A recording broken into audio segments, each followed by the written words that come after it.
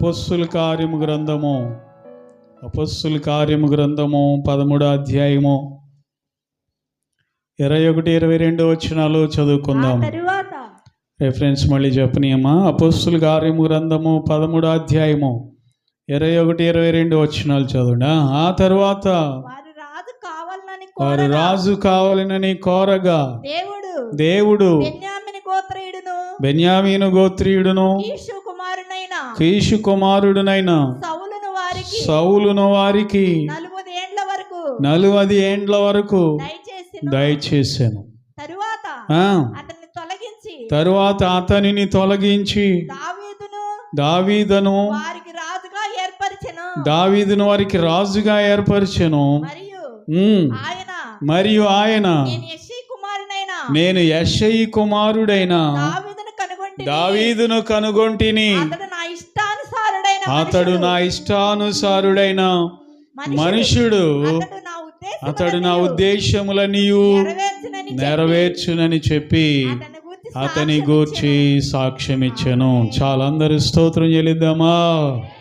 హల్లెలూయా. దేవుని బిడ్డలారా, ఇక్కడ మనము చూస్తూ ఉన్నాం దావీదు గురించి. మరొకసారి ఇజ్రాయేలీలు, దేవా మాకు కూడా రాజు కావాలి నాయనా అని అడిగారంట. సకల ప్రజలకు రాజు ఉన్నాడు కదా, మాకు న్యాయాధిపతులనే పెట్టావు, ఇప్పటిదాకా రాజును దయచేయ అని చెప్పి అడిగినప్పుడు దేవుడు సౌలును వారికి రాజునుగా ఇచ్చాడంట. ఎన్ని సంవత్సరాలండి? 40 ఏళ్ళు దేవుడు ఆయనకు అవకాశం ఇచ్చాడు. కానీ అక్కడ రాయబడింది ఏంటంటే, తరువాత సౌలును తొలగించి, దేవుడు అతనిని తొలగించి అతని తరువాత దావీదునిచ్చానంటే బాగుండేది. తరువాత అతనిని తొలగించడం అంటే ఉద్యోగంలో నుండి ఎవరినైనా ఎందుకు తొలగిస్తారు చెప్పండి? ఏదైనా పొరపాటు చేసినప్పుడు, లేదా ఆ మనిషి అంటే ఇష్టం లేనప్పుడు, పొరపాటు చేయకపోయినా ఆ మనిషి అంటే ఇష్టం లేనప్పుడు ఉద్యోగంలో నుండి తొలగించడానికి చూస్తారు. ఈ సౌలులో 2 ఉన్నాయి. అతనిలో పొరపాట్లు ఉన్నాయి, ప్లస్ దేవుడు కూడా అతని ఇష్టంగా కనబడలేదు. అందుకని దేవుడు సౌలుని తొలగించి ఎవరిని పెట్టాడంట? దావీదును పెట్టాడు. దావీదుని గురించి దేవుడే సాక్ష్యం ఇస్తున్నాడంట. ఏమనంటే, నేను యెష్షయి కుమారుడైన దావీదును కనుగొన్నాను, అతడు నా ఇష్టానుసారుడైన మనుషుడు. కనుగొనటం అంటే ఏంటి? వెతికాడు. దేవుడు వెతికాడు. సౌలు లాంటి వాళ్ళు ఉండకూడదు, నాకు నా ఇష్టాన్ని జరిగించే వాళ్ళు ఉండాలి. పరలోకంలో నా ఇష్టం ఎలా జరుగుతుందో భూమి మీద కూడా నా ఇష్టం జరగాలి, ఇజ్రాయేలీల మధ్యలో నా ఇష్టం జరగాలి. అలాంటి వాడు ఎవరున్నారా అని దేవుడు వెతికాడంట. అక్కడ ఇజ్రాయేలీలందరిలో 12 గోత్రాల్లో కూడా వెతికాడంట దేవుడు. ప్రియులారా, యవనస్తులు మొదలుకొని పెద్దవాళ్ళ వరకు అందరినీ వెతికాడంట దేవుడు. వెతికితే ఒకే ఒక్క ఆయన కనపడ్డాడు. కనుగొన్నాను అంటున్నాడు దేవుడు. నేను కనుగొంటిని, వెతికి కనుగొంటిని. ఎవరిని కనుగొన్నాడు దేవుడు? దావీదును కనుగొన్నాడు. ఈ సంఘంలో దేవుడు అందరిని వెతికినప్పుడు, ఈ రావులపాడు గ్రామంలో దేవుడు అందరిని వెతికినప్పుడు, నీవు దేవుడు నిన్ను కనుగొనాలి నమ్మకస్తుడు అని, నిన్ను కనుగొనాలి యథార్థవంతురాలు అని, నిన్ను కనుగొనాలి ఆయనకి ఇష్టమైన వ్యక్తి అని. అర్థమవుతుందా? దేవుడు అని చక్కని మాట చెప్తున్నాడు చూడు, నా ఉద్దేశములన్నీ అతని ద్వారా నెరవేరుస్తా నేను అంటున్నాడు. మరి ఈరోజు దేవుడికి నువ్వు ఇష్టమైనా?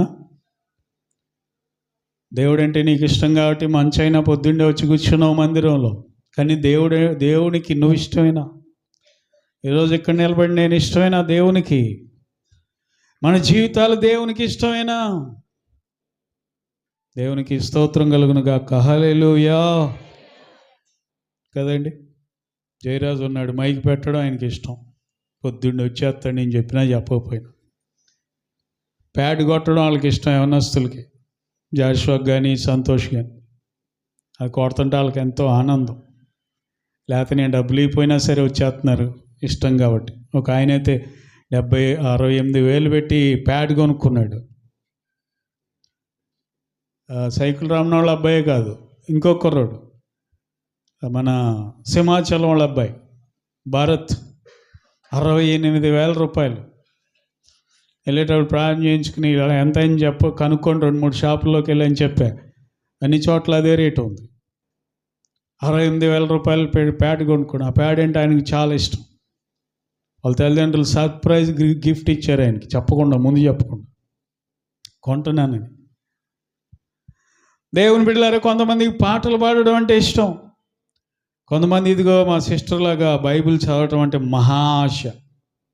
రెండో వాళ్ళు ఎవరు చదవడానికి వీలు లేదు. నేనే చదవాలి. దేవునికి స్తోత్రం చెల్లిద్దాం. హల్లెలూయా.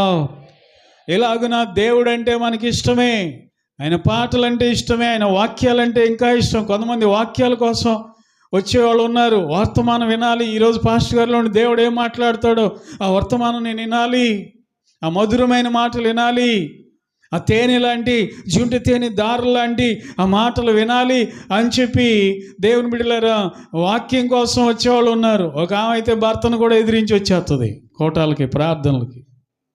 ఆ వాక్యం ద్వారా నేను బ్రతుకుతున్నానండి, వాక్యం ద్వారా నా భర్తతో కాపురం చేస్తాను, లేదా ఎప్పుడో వదిలేసేవాడిని అంటుంది. అదే ఉన్నట్టు శ్రీలకోటంలో అమ్మగారు చెప్పే వాక్యాలు, గురుకోటాల్లో వినే వాక్యాల ద్వారానే ఈరోజు నేను ఆయనతో కలిసి బ్రతుకుతున్నానండి, అందుకే నేను ఆయన ప్రార్థనకు వద్దన్నా వచ్చేస్తానంటుంది. స్త్రీలారా, భర్తలను గౌరవించండి. అన్నం పెట్టకుండా రమ్మాకండి కోటాలకి. వాళ్ళకి చేయాల్సిన మర్యాదలు వాళ్ళకి చేసి అప్పుడు ప్రార్థనలకు రావాలి. లేకపోతే నన్ను తిట్టుకుంటారు ఊరోళ్ళు అందరు. మీ పాస్ట్ ఇదే చెప్తున్నాడా, భర్తలని నేనే అంటున్నా, వాళ్ళు ఇంకో భాష మాడతారు. అన్నం పెట్టుకుంటూ రమ్మంటున్నాడు వాడు.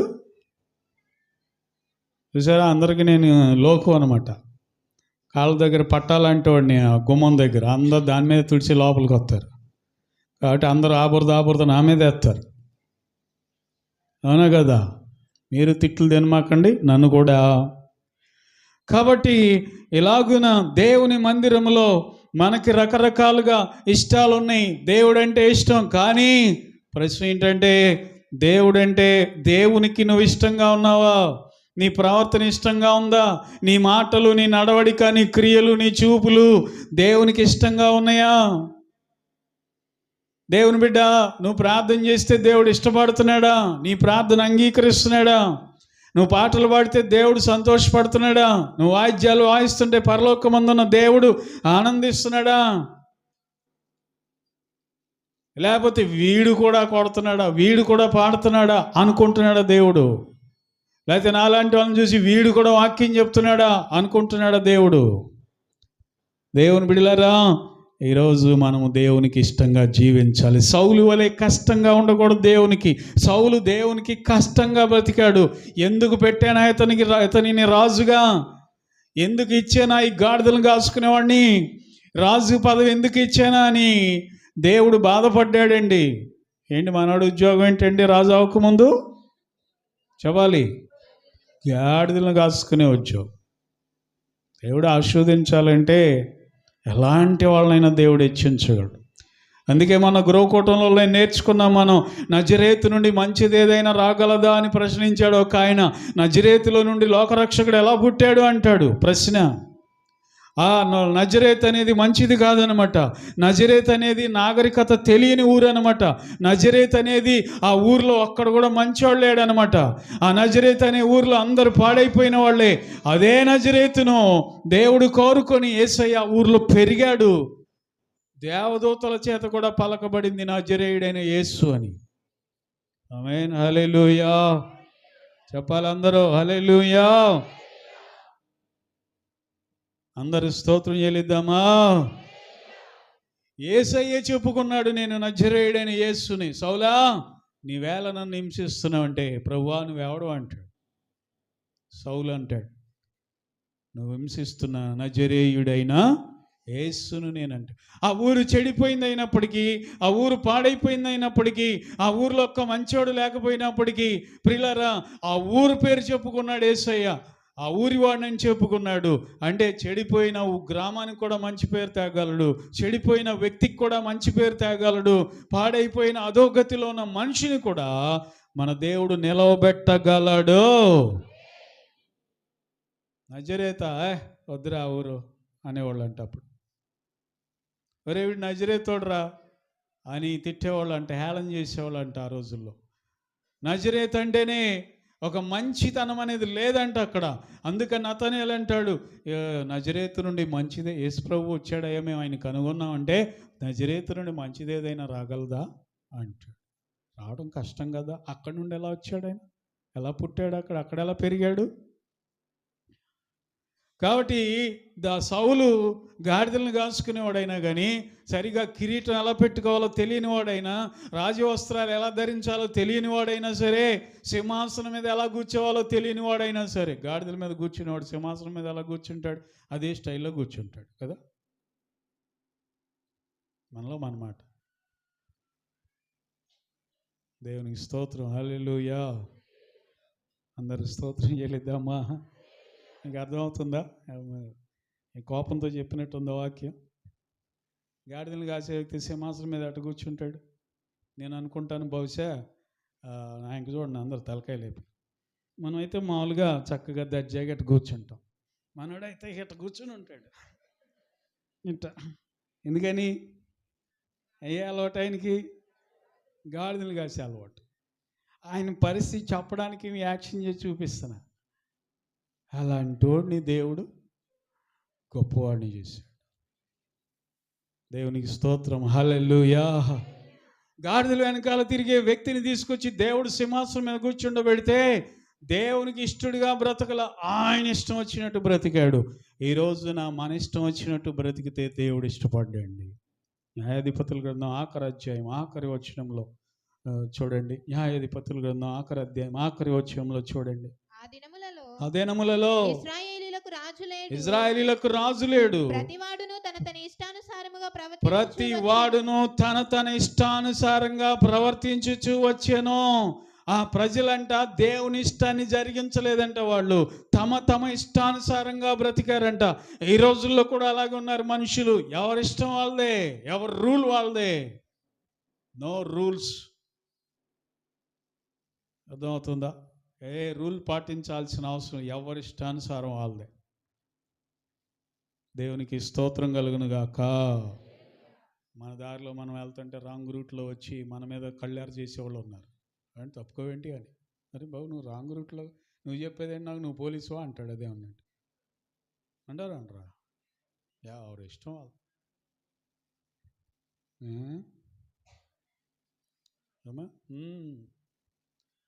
అంత పెద్ద కారు వస్తున్నా కానీ, ఇంత బుడ్డోడు కూడా నిన్న ఎక్కడో నిన్న ఎక్కడికి వెళ్ళాము, నిన్న ఇంత బుడ్డోడు కూడా ఎక్కరేసుకున్నవాడు గారే, అది హైవేరా బాబు అని చూడకుండా భవానీపురంలో ఇట్ట వెళ్తున్నాడు కారు. బాబా, యాక్సిడెంట్లు ఊరినే జరుగుతాయా చెప్పండి? ఊరినే జరుగుతాయి యాక్సిడెంట్లు. ఎవడు కావాలని గుద్ది నష్టపోతాడు, ప్రాణం మీద తెచ్చుకుంటాడు. దేవుని బిడ్డలారా, ఇశ్రాయేలు దినాల్లో రాజు లేనందున ఎవరి ఇష్టానుసారంగా వాళ్ళు బ్రతుకుతున్నారంట. మన ఇష్టం వచ్చినట్టు బ్రతికితే మనకు ప్రమాదం అండి. మనం ఇష్టం వచ్చినట్టు బ్రతికితే మనకు అపాయం. మనం కోరుకున్నట్లుగా బ్రతికితే మన ఆత్మలకు ప్రమాదం. అందుకే ధనవంతుడు పాతాళంలో నుండి బాధపడతాడు. తండ్రి అయిన అబ్రహామా, దయచేసి లాజరును పంపించాయి ఒకసారి, నా నోరు ఎండిపోతుందండి. అబ్రహాం గారు అంటాడు, కుమారుడా, అది నువ్వు నేను ఎవరి పనికి మాలినోడా అంటామేమో. అబ్రహాం గారు ఎంత మంచోడు చూడండి. కుమారుడా, నువ్వు భూమి మీద ఉన్నంతకాలం నీకు ఇష్టం వచ్చినట్లు సుఖమనుభవించితివి. చదవండి అన్నమాట, చదవండి. అందుకు అబ్రహాము కుమారుడా, రిఫరెన్స్ చెప్పామా? 16వ అధ్యాయం, లూకాసు వార్త 16వ అధ్యాయము 25వ వచనం. అబ్రహాం అంటాడు, కుమారుడా, నీవు నీ జీవిత కాలమందు నీకు ఇష్టమైనట్లు సుఖము అనుభవించితివి. అలాగుననే లాజరు కష్టం అనుభవించినని జ్ఞాపకము చేసుకొనుము. ఇప్పుడైతే వాడు ఇక్కడ నెమ్మది పొందుచున్నాడు. లాజరు దేవునికి ఇష్టంగా జీవించాడు గనుక పరలోకములో నెమ్మది ఉంది. ధనవంతుడంట భూమి మీద తనకి ఇష్టం వచ్చినట్లు బ్రతికాడంట. తినే ఆహారం తనకి ఇష్టమైన ఆహారం. ఇష్టమైన భోజనం తిన్నాడంటే ఈ ధనవంతుడు. ఇష్టమైన బట్టలు కట్టుకున్నాడంట, సన్నని నార వస్త్రాలు. మనం లైనెన్ అంటామే, అదే లెనిన్ అంటామే. లెనిన్ కాదు, లైనెన్ దాని పేరు. లైనెన్ అంటే ఏంటంటే సన్నని నార వస్త్రాలు, ఖరీదైనవి. అవి ఊరినే మడతలు పడిపోతాయి. లెనిన్ అనేది ఒక ఆయన పేరు. కాటన్ పేరు, కాటన్ లైనెన్ అనాలి, LINEN, లైనెన్. చలి ఏదో ఒకటి పిలుచుకోండి, ఏముంది. కానీ లెనిన్ బట్టలు తొడుక్కునేవాడంట ఆ ధనవంతుడు. సుఖమే కానీ కష్టం అంటే ఏంటో తెలియదంట ఆయనకి. ఇష్టం వచ్చినట్లు బ్రతికాడు, కోరిన స్త్రీతో గడిపాడు. అదుపు లేదు. అతని జీవితానికి ఆయన్ని కంట్రోల్ చేసేవాళ్ళు ఎవరు కూడా లేరు. అందుకే యేసయ్య అన్నాడు, ఒంటె సూది బెజ్జంలో దూరటం సులభం. దేనికంటే అంటే ధనవంతుడు దేవుని రాజ్యములో ప్రవేశించడం కంటే. ఎందుకని? ధనవంతుడికి దేవుడు ఏం అవసరం? అందుకే యేసయ్య అన్నది, ధనవంతుడు ఈ never enter into the Kingdom of God. ఒక ధనవంతుడు ఎన్నడు ప్రవేశించడు. అసాధ్యం, ఇంపాసిబుల్. ఆమేన్, హల్లెలూయా. పెళ్లి చేయాలంటే మనం ప్రార్థన చేస్తాం, ఉపవాసం ఉండే. అమ్మాయికో అబ్బాయికి పెళ్లి చేయాలంటే మంచివాడిని పోయా. వాళ్ళు మంచి చెడు చూడరు. వాడు మనకంటే పెద్దోడా కాదా, డబ్బున్నోడా కాదా. పెళ్ళి అయిందా, వాళ్ళిద్దరికి పడలేదా, విడాకులు రా, ఇంకోళ్ళని చేసుకో. అమ్మాయిలు కూడా వాళ్ళు అదే అంటారు, వదిలేవే ఇంకోని చేసుకుంది. కానీ అట్లా డబ్బున్న వాడికి ప్రార్థనతో పని లేదు, డబ్బున్న వాళ్ళకి దేవుడితో పని లేదు. కానీ ఒక చోట పని ఉంది వాళ్ళకి ఖచ్చితంగా. ఎక్కడంటే పాతాళంలో ఉంది. నీకు ఇష్టం వచ్చినట్లు నువ్వు అనుభవించితివి, సుఖం అనుభవించావు. ధనవంతుడా, నీకు ఇష్టం వచ్చినట్లు బ్రతికావు భూమి మీద, తప్పదు నీకు అని అబ్రహాము అంటున్నాడు. కనుక దేవుని బిడ్డలారా, ఈ భూమి మీద మనకి ఇష్టం వచ్చినట్లు బ్రతకడానికి లేదు, మనకి ఇష్టమైనట్లు జీవించడానికి లేదు. దేవుని ఇష్టమేదో అది జరిగించాలి, దేవుని చిత్తమేదో అది నెరవేర్చాలి. అందుకే మనం రక్షణ పొందాం, అందుకే బాప్తిసం పొందాం. కావాలని ఆయన దగ్గరకు వచ్చాం మనం. అంతేనా? మిమ్మల్ని ఎవరన్నా లాక్కొచ్చారా బలవంతంగా? ప్రభు నమ్ముకోమని ఎవరైనా బలవంత పెట్టారు మిమ్మల్ని రక్షణ పొందమని? కాబట్టి దేవుని బిడ్డలారా, ధనవంతుడు దేవుని రాజ్యంలో ప్రవేశించలేడు. పేదలైన మీరు ధన్యులు అన్నాడు యేసు ప్రభువారు. ధనవంతుడు అక్కడ ఏడుస్తున్నాడు, వేదన పడుతున్నాడు. ఎందుకంటే భూమి మీద తనకి ఇష్టం వచ్చినట్లు బ్రతికాడంట. ప్రసంగి గ్రంథంలో జ్ఞానైన సొలొమోను అంటాడు, ఇదిగో నువ్వు పోయి నువ్వు హ్యాపీగా ఉండు, నీకు ఇష్టమైన తిను, ఉల్లాసంగా గడుపు, ద్రాక్షరసం తాగు, నీకు ఇష్టమైన చేయి, నీ ఆయుష్కాలం అంతా సుఖించు, కానీ నువ్వు పోయే పాతాళంలో ఏ పని ఉండదు అంటాడు. 9వ అధ్యాయం 7వ వచనం చదువుదామా? ప్రసంగి గ్రంథము 9వ అధ్యాయము 7వ వచనమా? నువ్వు పోయి సంతోషముగా నీ అన్నము తినుము, ఉల్లాసపు మనసుతో ద్రాక్షారసం తాగు, మందు తాగు. ఇదివరకే దేవుడు నీ క్రియలను అంగీకరించెను. ధరించుకొనుము. తెల్లని వస్త్రాలు ధరించడానికి ఇష్టపడేది ఎవరంటే మంచి ధనవంతులు. తెల్లని ఖద్దరు బట్టలు, లేకపోతే ఖరీదైన వస్త్రాలు. తక్కువ చేయకుము, దేవుడు నీకు దయచేసిన వ్యర్థమైన నీ ఆయుష్కాలం అంతయు నీవు ప్రేమించే నీ భార్యతో సుఖించుము. నీ వ్యర్థమైన ఆయుష్కాలం అంతా సుఖపడు, నీకు ఇష్టమైన చేయి. ఏది కోరుతావు, నీ కన్ను ఏది కోరుకుంటుందో చూడు, నీ నోరు ఏది కోరుకుంటుందో తిను, నీ చెవులు ఏది ఆశపడతాయో విను, నీ మనసు ఏది కోరుకుంటుందో అనుభవించు. కష్టపడి చేసుకున్న దాని అంతటికి నీ కలుగు భాగము చేయుటకు నీ చేతికి వచ్చిన ఏ పనైనా నీ శక్తి లోపము లేకుండా చేయము. నువ్వు పాతాళమందు పని అయినను, ఉపాయమైనను, తెలివి అయినను, జ్ఞానమైనను లేదు కదా. అంటే నువ్వు పోయేది పాతాళానికే కదా. నీ ఇష్టం వచ్చినట్లు బ్రతికితే అర్థమవుతుందా? ఎవరో ఎందుకు, సొలొమోనే అంటాడు, నా కన్నులకు ఏది ఇంపుగా ఉండేనో అదంతా నేను అనుభవించాను. సంతోషం అనేది ఎలా ఉంటుందో నేను రుచి చూశాను. ఇదే ప్రసంగి గ్రంథంలో 2వ అధ్యాయంలో 1వ వచనం అంటాడు, కానీ నిన్ను సంతోషము చేత శోధించి చూతును.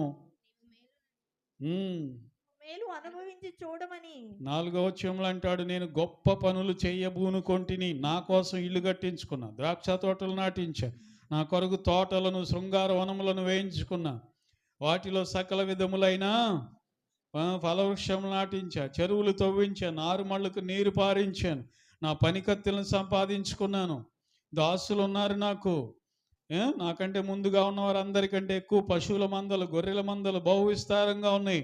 నా కొరకు నేను వెండి బంగారాలు రాజులను సంపాదించే సంపదను ఆయా దేశంలో దొరికే సంపదను కూర్చుకొంటిని, గాయకులను మనుషులు ఇచ్చేయించే సంపదలను సంపాదించుకొని బహుమంది ఉపపత్నులు ఉంచుకొంటిని. నాకంటే గనుడైన అందరికంటే గనుడనయ్యాను. యెరూషలేములో నన్ను నా జ్ఞానం విడిచిపోలేదు. 10వ వచనంలో అంటాడు, నా కన్నులు ఆశించిన వాటిలో దేనిని అవి చూడకుండా నేను అభ్యంతరము చేయలేదు. మరియు నా హృదయము నా పనులన్నిటిని బట్టి సంతోషింపగా, సంతోషకరమైనది ఏది అనుభవించకుండా నేను నా హృదయాన్ని నిర్బంధించలేదు, కంట్రోల్ చేయలేదు.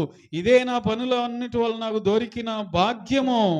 అప్పుడు అంటాడు 11వ వచనంలో, అప్పుడు నేను చేసిన పనులన్నీయు, వాటి కొరకు నేను పడిన ప్రయాసంతయు నేను నిదానించి వివేచింపగా అవన్నీ వ్యర్థమైనవిగాను, ఒకడు గాలికి ప్రయాసపడినట్లుగాను అగుపడెను. సూర్యుని కింద లాభకరమైనది ఏదియు లేనట్టు నాకు ఎంత అనుభవించినా కానీ అదంతా వేస్ట్ అంటున్నాడు చివరికి. కావలసిన ఇల్లు కట్టుకున్నాడంట, కావలసిన తోటలు నాటుకున్నాడు.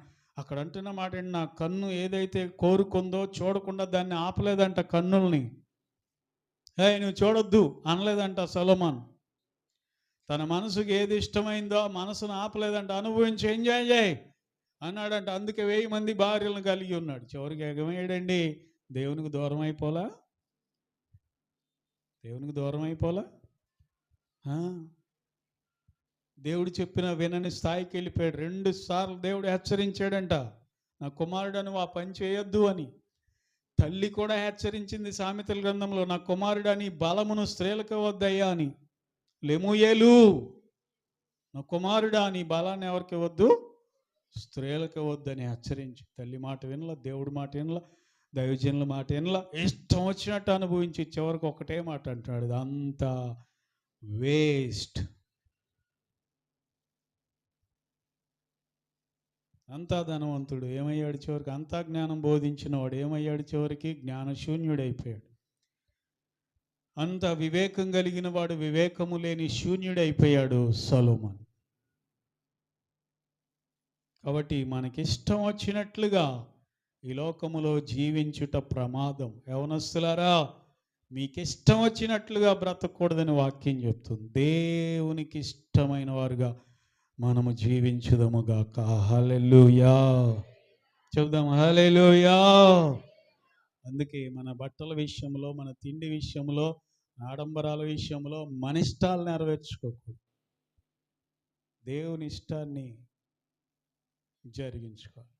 యేసయ్య అంటాడు కీర్తన గ్రంథంలో 40వ కీర్తనలో అంటాడు, తండ్రి పుస్తకపు చుట్టలో రాయబడిన ప్రకారము నేను వచ్చానయ్యా ఈ లోకంలోకి. అప్పుడు పుస్తకపు చుట్టలో నన్ను గూర్చి 40వ కీర్తన 7వ వచనంలో రాయబడింది, అప్పుడు పుస్తకపు చుట్టలో నన్ను గూర్చి రాయబడిన ప్రకారము నేను వచ్చి ఉన్నాను.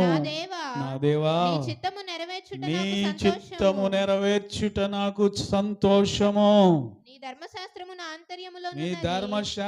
నా ఆంతర్యములో ఉన్నది. నా పెదవులు మూసుకొనక సమాజములో నీతి సువార్తను నేను ప్రకటించి. అది యేసు ప్రభు అంతటి ఆయనే, ఆ ప్రభువుల వారే, ఆ మహాదేవుడైన యేసయ్యే.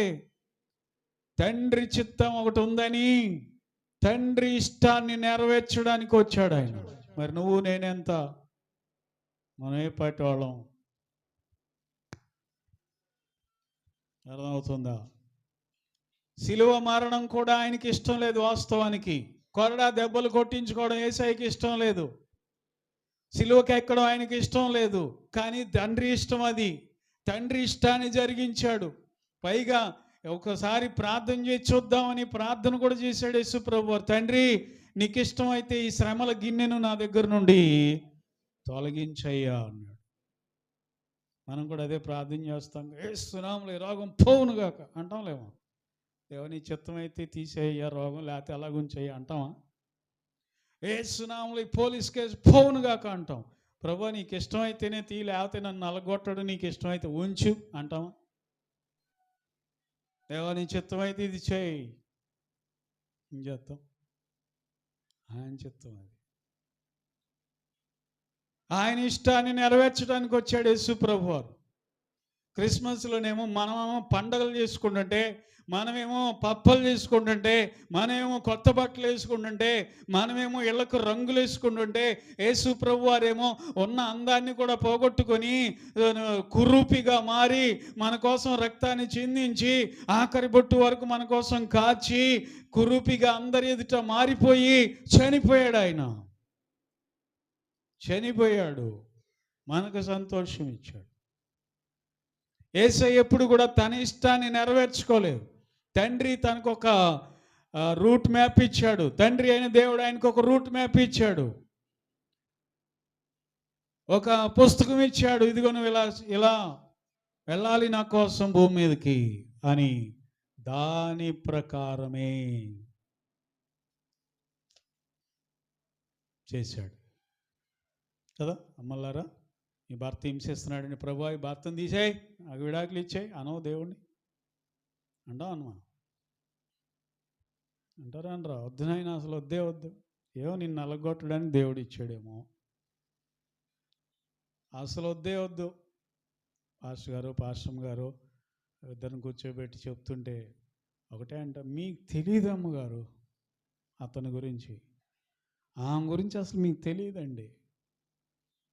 ఒకటే అంటారు ఏదైనా, ఎప్పుడైనా సరే. దేవునికి మహిమ కలుగునుగాక. దేవుని బిడ్డలారా, నీ ఇష్టాన్ని జరిగే లెక్క అయితే ఒక భర్తతో నువ్వు ఉండలేవు, ఎంతోమందిని మార్చేస్తావు. కానీ దేవుని ఇష్టాన్ని జరిగిస్తే తప్పదు, ఇక ఆయనతో ఉండిపోవాలి జీవితం వాళ్ళంతా. అదవుతుందా? ఎందుకంటే యేసయ్య స్ట్రాంగ్గా హెచ్చరించాడు మత్తయి సువార్తలో, మీరు విడాకులు అడుగుతున్నారంటే వ్యభిచార నిమిత్తం అడుగుతున్నారు అంతే, వేరే విషయంలో కాదు అంటాడు. మోషే చెప్తున్నాడు విడాకులు ఇమ్మని, కానీ నేను చెప్తాను మీరు విడాకులు ఇచ్చారంటే వ్యభిచారం నిమిత్తమే మీరు విడాకులు ఇస్తున్నారు అంటాడు. మత్తయి సువార్త 5వ అధ్యాయం 31 చూడండి. మత్తయి సువార్త 5వ అధ్యాయం 31. తన భార్యను విడనాడు వాడు ఆమెకు పరిత్యాగ పత్రిక ఇవ్వవలెనని చెప్పబడి ఉన్నది కదా. నేను మీతో చెప్పునది ఏమనగా వ్యభిచార కారణమును బట్టి గాక తన భార్యను విడవనాడు ప్రతి వాడును ఆమెను కూడా వ్యభిచారినిగా చేయుచున్నాడు. విడనాడబడిన దాన్ని పెండ్లాడేవాడు కూడా వ్యభిచరించుచున్నాడు. కారణము చేతే కదా మీరు విడనాడేది, విడాకులు ఇచ్చేది అంటాడు. మోషే ఇలా చెప్పాడేమో, నేను ఇలా చెప్తున్నాను అంటాడు ప్రభు. ఈ అధ్యాయం అంతట్లో అయ్యే ఉంటాయి. అర్థమవుతుందా? నరహత్య చేయొద్దు, చేస్తే విమర్శకు లోనవుతారని మోషే మీతో చెప్పాడు కదా. నేను చెప్పేది ఏంటంటే నరహత్య కాదు, సహోదరుని మీద కోపపడే ప్రతివాడు విమర్శకు లోనవుతాడు అంటాడు 22వ వచనంలో. 27వ వచనంలో అంటాడు వ్యభిచారం చేయొద్దని మోషే చెప్పాడు కదా. వ్యభిచారం కాదు, స్త్రీని మోపుతూ చూపుతో చూచే ప్రతివాడు హృదయంలో వ్యభిచారం చేసినట్టే అంటాడు యేసు ప్రభువారు. అర్థమవుతుందా? 38వ వచనంలో అంటాడు కంటికి కన్ను, పంటికి పన్ను, దెబ్బకు దెబ్బ అని చెప్తుంది కదా. మోషే చెప్పాడు కదా. నేను మీతో చెప్పేది ఏంటంటే దుష్టుని ఎదిరించొద్దు, కుడి చెంప మీద కొట్టేవాడిని ఎడమ చెంప వైపు తిప్పాడు అంటాడు. 43వ వచనంలో అంటాడు, నీ పొరుగువాని ప్రేమించి శత్రువును ద్వేషించమని చెప్పాడు కదా మోషే. నేనంటాను మీరు చెడ్డవారి శత్రువుల్ని ప్రేమించండి అంటాడు. యేసుప్రభు చెప్పే మాటలన్నీ పూర్తిగా వ్యతిరేకంగా ఉన్నాయి. అందరూ స్తోత్రం చెల్లిద్దాం. హల్లెలూయా చెప్దాం గట్టిగా, హల్లెలూయా. దేవుని ఇష్టాన్ని మనం జరిగించాలి. యేసయ్య అంతటి ఆయనే దేవాది దేవుని కుమారుడై ఉండి తనకున్నటువంటి కంఫర్టబుల్ లైఫ్తో సెటిల్ అయిపోలేదు ఆయన పరలోకంలో. నాకు ఇది బాగుంది, సింహాసనం మీద కూర్చున్నాను, దేవదూతలందరూ నన్ను ఆరాధిస్తున్నారు, ఇంతకంటే భాగ్యం ఏముంది? భూమి మీదకి ఎందుకు వెళ్ళాలి? ఆ పాపిష్టి మనుషుల దగ్గరికి నేను ఎందుకు వెళ్ళాలి? వాళ్ళ కోసం నేనెందుకు దెబ్బలు తినాలి? వాళ్ళ కోసం నేనెందుకు సిలువకెక్కాలి? నేనెందుకు ప్రాణం పెట్టాలి? ఈ పరలోకం చూస్తే ఎంత బాగుంది, దూతలు నన్ను ఎంత ఆరాధిస్తున్నారు. నేను సిట్ అంటే కూర్చుంటున్నారు, స్టాండ్ అంటే నిలబడుతున్నారు ఈ దూతలందరూ. నాకు ఇంతకు మించిన భాగ్యం ఉంది, భూమి మీదకి ఎందుకు వెళ్ళాలనుకోలా. తండ్రి చిత్తాన్ని నెరవేర్చడానికి ఈ లోకానికి వచ్చాడు. దేవుని ఇష్టాన్ని మనము జరిగించాలి. దేవుని బిడ్డలారా, దేవునికి ఇష్టలై మనం ఉండాలి. దావీదు వలె అతడు నా ఇష్టానుసారుడైన మనుషుడు, నా ఉద్దేశములన్నీ ఆయన ద్వారా సఫలమవుతాయి, నెరవేరుతాయి. దేవుని బిడ్డ, నువ్వు చేసే పెళ్ళి దేవునికి ఇష్టంగా జరుగుతుందా? నువ్వు కట్టుకున్న గృహం ఓపెనింగ్, గృహప్రతిష్ఠారాధన దేవునికి ఇష్టంగా జరుగుతుందా? పిల్లలు పెద్ద మనుషులు అవుతున్నారు, మెచ్యూర్ అవుతున్నారు, నువ్వు చేసే ఫంక్షన్లు దేవునికి ఇష్టంగా జరుగుతున్నాయా? నువ్వు చేసే ఉద్యోగం దేవునికి ఇష్టంగా ఉందా? నువ్వు చేసే బిజినెస్, వ్యాపారం దేవునికి ఇష్టంగా ఉందా? నువ్వు చేసే ప్రతిదీ ప్రభుకి ఇష్టంగా ఉందా? ఉంటే దేవుడు నిన్ను ఖచ్చితంగా దీవించునుగాక. దావీదు పొందిన ఆశీర్వాదాలు దేవుడు నీకు అనుగ్రహించునుగాక.